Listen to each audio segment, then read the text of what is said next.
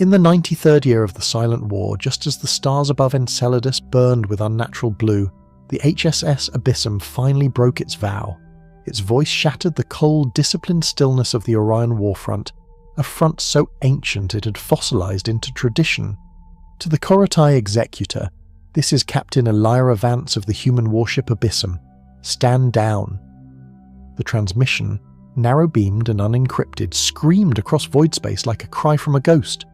For 93 years, neither human nor Korotai had spoken a word, only fought, adapted and killed in sterile silence. It was the final rule in a war with no rules left. But rules break, eventually. The Korotai Executor's escort ship, a thin-bladed crescent of blue and violet metal, shuddered at the sound, an actual vibration through the ether. On the Executor's command deck, a ripple of alarm spread through its neural cluster. Hundreds of golden compound eyes turned inward, receptors flicking in confusion. A voice. A human voice. Executor Thassatir recoiled from its throne node. It had not heard a spoken transmission in over a century. Not from the humans. Not since the Silence Treaty shattered with the first orbital raising of Archaea 6. And yet, here it was. The enemy speaking as if time had not calcified the very language into a myth. Was it a trick? The Abyssum had been a phantom vessel for nearly 40 years, appearing in pulses across disputed sectors, its movements erratic, silent and devastating. No known scans could penetrate its chimeric hull. It had killed over 1 million Korotai without a single broadcast, left entire fleets adrift in micro-shattered pieces. It never spoke, and now it did. Back aboard the Abyssum, Captain Elira Vance stood at the edge of the command dais, one hand on the rail, the other holding a worn relic, a silver dog tag from her grandfather's era, etched with names in old Earth glyphs. Behind her, the ship's AI, designated TALUS, ran thousands of predictive threat algorithms with the patience of a monastic librarian. Every screen shimmered with probability spirals and quantum battle maps, but she ignored them.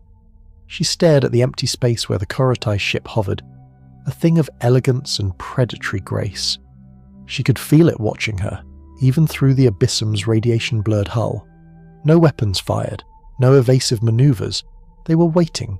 She had their attention. She keyed the transmission again. We know what lies in Sector Null. We know why your obelisks scream there, and we know what's waking. A ripple in the dark. Talus flickered on the main interface, an abstract projection of silver dust forming a humanoid shape. Captain, the probability of preemptive attack has dropped to 12%. They are listening. Good, Elira murmured. Let's give them something to think about. Outside the ship, the void remained vast and dead, but something moved beneath its skin, like tectonic plates shifting on the seafloor. Energy signatures pulsed across the ancient stellar graveyard known as Sector Null. For centuries, both sides had avoided it. Ships that entered didn't return. Probes sent signals that came back warped, repeating things in ancient tongues neither side remembered. But the humans had finally broken the code, and what they found frightened even Talus. It hadn't started as a war of species, not truly. The humans had emerged from their solar cradle in fits and starts, bold and messy, wielding fusion and stubbornness in equal measure.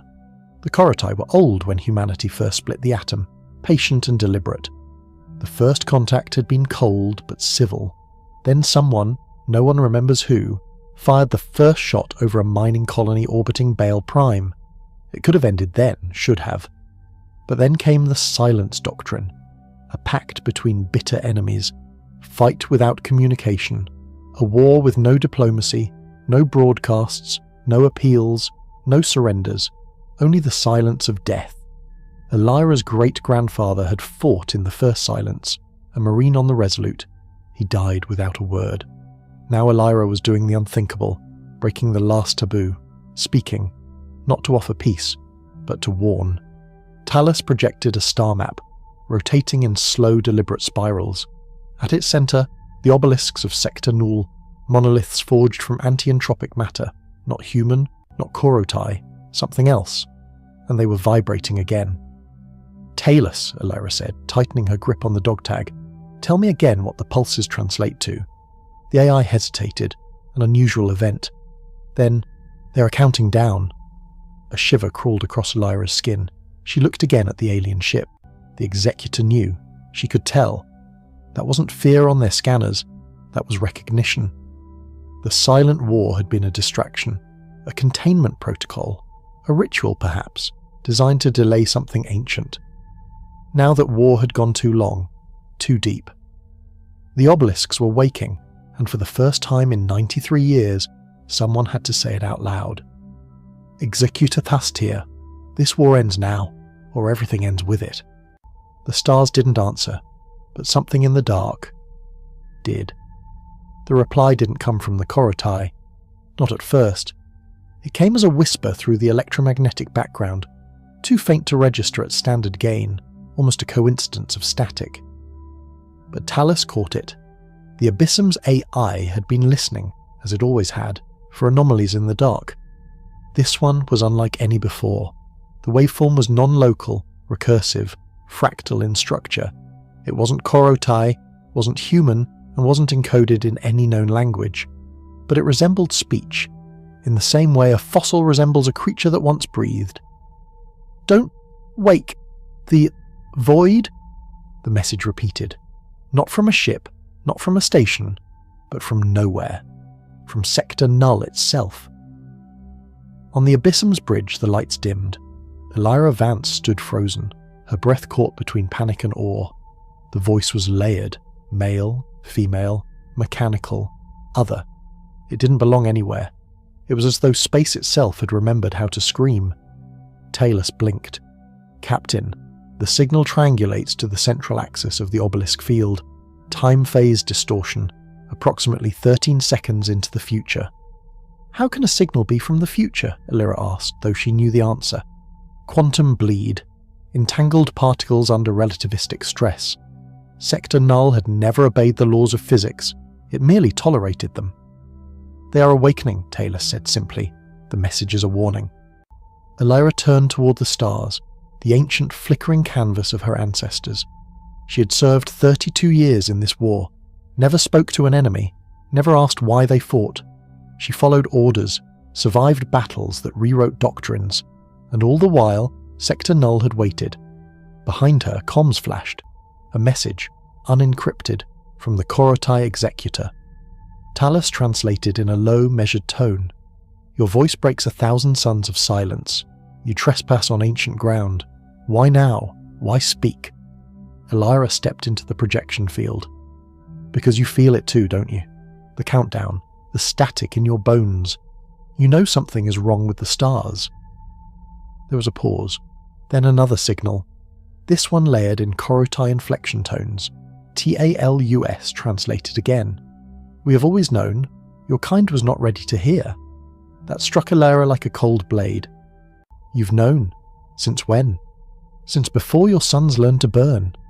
The human warship shuddered. Not from impact, not from weaponry, but from an internal systems tremor. A gravitational anomaly had just passed through the Abyssum. Not around. Through. Something large had moved in the pocket space beyond Sector Null, displacing dark matter. Talus's voice deepened, distortion slipping in. "There's movement in the void field. Subspace lensing suggests an object, kilometers across. No heat, no mass signature. It is not here, but it casts a shadow on reality." A second ghost signal came through, louder than the first. "You, wake. Yes." It wasn't a warning anymore. It was a judgment. Back in orbit, the Korotai Executor launched a data spire into open space. It expanded like a fractal fan, growing into a vast array of crystalline receivers aimed directly into Sector Null. They were listening now, searching, afraid. "You've been guarding it," Elira realized aloud. "This war, it wasn't about territory, it was to keep us away. From them." The Korotai confirmed with chilling honesty. "We sacrificed silence to protect the pattern. But your war machines grew loud, your minds curious." "We thought you were the threat," she said, voice hollow. "You were. You still are." That truth burned, but it was not undeserved. Human nature had always been to push boundaries, glorious, stubborn, insatiable. They drilled into ancient asteroid vaults, cracked dead stars, mined moons that bled strange particles. Now, finally, the bill had come due. Elira turned to Talus. Can we shut it down? The AI responded with quiet finality. No. The signal is self-sustaining, entangled in our own systems. The abyssum is now part of the countdown. We have 93 hours. Of course it's 93, she whispered. The war had lasted 93 years. The number wasn't symbolic. It was mechanical. The conflict itself had been part of the sequence. Designed or accidental, it didn't matter. Something ancient had been listening and counting. Elira looked toward the Korotai ship. We need to work together. Now. Another pause, then at last. Meet us at the edge of Null. Come alone. No war machines. Elira turned to Talus. Prep a dropship. Strip it of weapons. Full spectrum shields. You are putting yourself at risk, the Eye said. The Executor may not intend peace. If they kill me, it's the same end. But if they don't, we might survive this. Talus pulsed in blue. Then let us make history. Again. As the dropship launched from the abyssum's underbelly, Captain Elira Vance felt the weight of 93 years of blood and silence behind her. It wasn't diplomacy she sought, it was understanding. Because somewhere in the darkness they were waking, and they were older than war itself. The edge of Sector Null was not marked by coordinates, but by sensation, a creeping stillness that clawed at the minds of those who ventured too close. Instruments stuttered, lights flickered, even thoughts seemed to lag, and now, as Captain Elira Vance's dropship crossed that unseen threshold, the universe felt thin, like breath on a mirror. Talus stayed silent per Elira's request. Its presence, though comforting, had grown increasingly unstable this deep into null space. The abyssum hovered far behind in standby orbit, its weapons cold, shields at maximum containment. If something went wrong, it wouldn't save her. But she wasn't here to be saved. The Korotai ship awaited her like a spectral reef in a dead ocean, slender, curved, and nearly transparent against the starless backdrop. Its surface shifted in fractal tessellations, too complex for human eyes to fully process. As her shuttle approached, a hangar bay irised open, revealing only shadow within. No weapons, no guards, Elira whispered to herself. Just trust. She guided the shuttle in. The moment her boots touched the floor of the alien hangar, she felt it. Pressure, not from gravity but from perception. The walls watched her. The air tasted her. Her ears popped as if sound itself had changed species. Two Korotai approached. They were tall, taller than she'd expected, limbed like mantises but draped in flowing armour that shimmered like sun through water. Their faces were unreadable, fixed between insectoid and mask-like. They didn't speak aloud. Instead, her translator implant buzzed to life with a deep resonant tone. Captain Elira Vance, come. The Executor waits at the threshold. She followed. They moved through a corridor of liquid light, the walls bending subtly with each step. No visible tech, no weapon mounts, just that pervasive sense of age. Not old like ruins, old like truths. There were symbols carved into the structure, spirals, branching lines, and a sigil that repeated 3 interlocked circles pierced by a single vertical line. What does that mean? She asked. One of the escorts turned a compound eye toward her. It is the shape of the first warning. The ones who left the obelisks marked it in all known dimensions. And what did it warn you about? That they would sleep until disturbed, and that when they woke, silence would end. The path opened into a vast chamber. No walls, only a circular platform suspended in nothing, surrounded by slow-turning holograms of dying stars and fractured timelines. In the centre stood the Executor. Unlike the others, Executor Tacitia bore no armour. Its carapace was etched with deep grooves, like rings in a tree, each line marking some unknowable epoch. Its eyes were luminous. When it spoke, the sound resonated directly in Elira's skull. Your kind accelerates decay. You breach barriers with curiosity. You awaken what should have remained theory. I didn't come to defend humanity, Lyra replied. I came to understand what you've been hiding, what we woke. The Executor gestured, and the holograms collapsed inward, forming a singular shape, a void heart, pulsing in impossible colours. Not a weapon, not a being, a presence. We call them the Architects. Their purpose is unknown, their methods are decay. Wherever their monuments appear, time unravels. Elira stepped closer. The projection rotated. You fought us, she said. Fought for nearly a century, but not to win. You just needed to stall us, keep us away. Yes, because the obelisks were containment pillars. Each warfront kept your expansion away from the centre. A calculated sacrifice. Elira's jaw clenched. You turned an entire war into a distraction. Would you have listened if we spoke? She couldn't argue. The executor gestured again, and the hologram shifted to a countdown. 63 hours left. The signal from the obelisks had intensified. Something beneath null space had begun to move. Something vast. Soon, the final lock will dissolve, not by intention, but entropy. We do not have the strength to reseal it. Elira stared at the clock. Then we need to stop it. You cannot, but you may divert it. She turned. How? The executor reached behind its back and produced a black shard the size of a human heart. Jagged, humming with dormant potential. This is a keystone, one of 7. When combined, they rewrite local laws of existence. Long ago, the architects used them to create dimensional prisons. We learned to mimic their technique.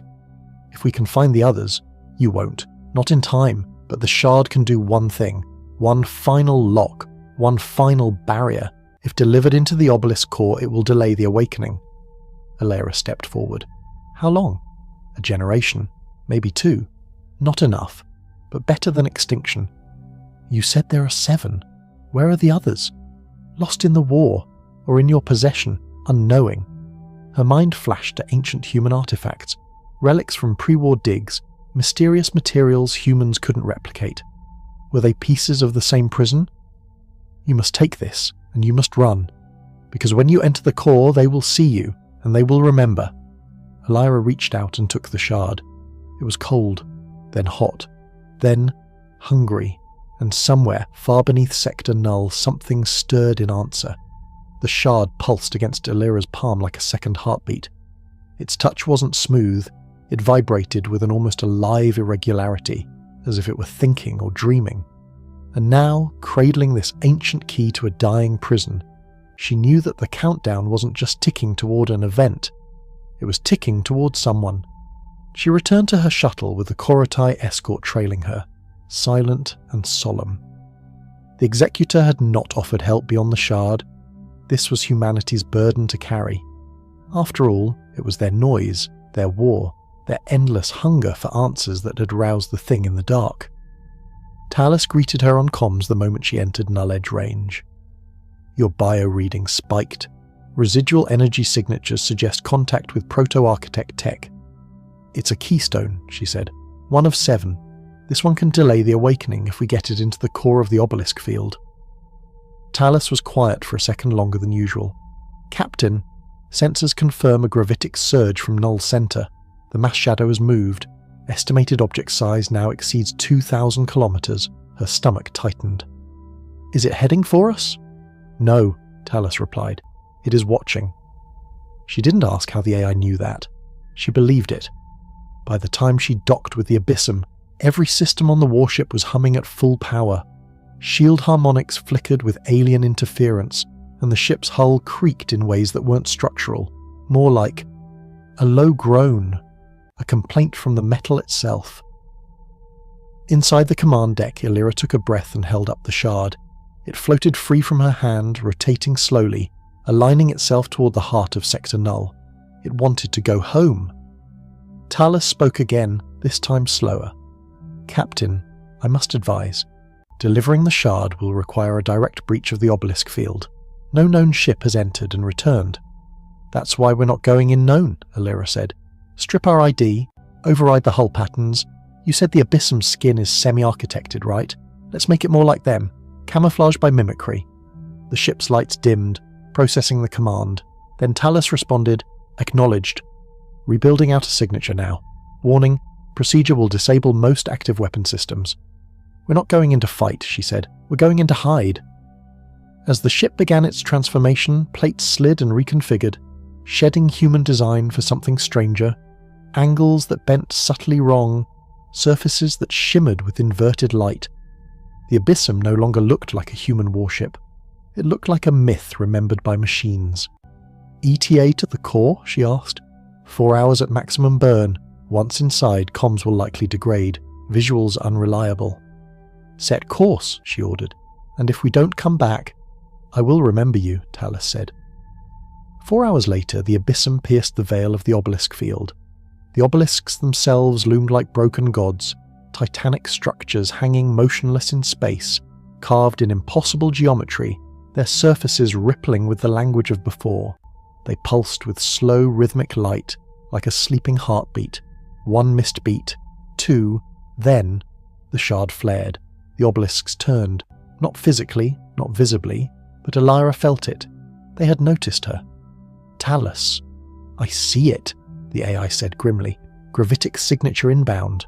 Origin, beneath the field. On the forward screen, a shape emerged. Vast, formless, like a shadow thrown by something not yet born. It wasn't attacking. It was opening a path. The architects remember, Talus said softly. The abyssum surged forward, diving into the spiral of the obelisks. Behind them, the stars began to dim. There were no stars in the core, only darkness thick enough to drown thought. The abyssum drifted through it like a ghost swallowed by a cathedral of dead gods. Around them, the obelisks turned in slow synchrony, massive and ancient, reciting a song not meant for living ears. Every harmonic in their pulse echoed through the ship's reinforced bulkhead, rattling bones and bending screens. Some crew wept, some sat in silence, eyes glazed as if already remembering their deaths, and in the centre, a throat of nothingness. Not a structure, not a ship, a wound in reality. Talus spoke, but only in system text now. Core identified, initiating shard transfer protocol. Warning, entity observing. Elira stood on the command deck, the keystone cradled in her hands.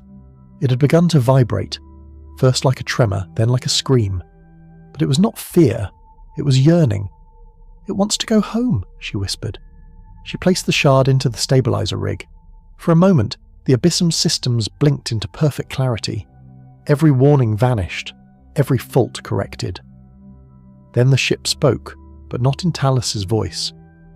"We remember you, child of noise."